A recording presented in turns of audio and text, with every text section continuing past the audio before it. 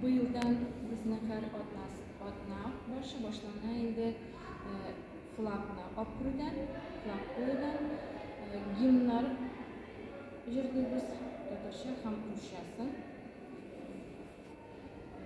Bu lineykada parallellab kelalar lineykaga endi otna boshida boshlaymiz-da ham subota kunni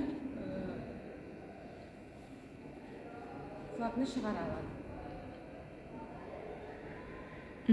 Әмді шушы bu атнада бетін 9-нчы сыйныфлар флагны күтәрде дип әйтик, әмма икенче атнада инде башка сыйныфлар күтәрәчәк. Bu atnada 9-нчы класслар башлап китте безне.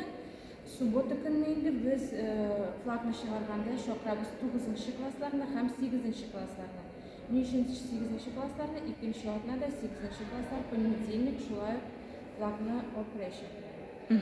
Әмді шу яңалыкка укучылар ничегрәк карады микән? Аларның фикерләре ничегрәк булды?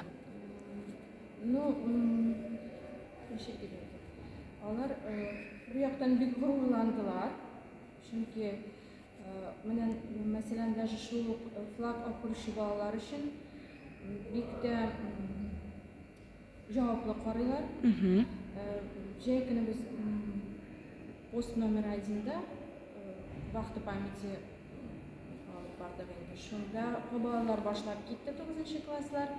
Алар шунда ук патриотик хис белән прониклись. И менә алар башладылар инде.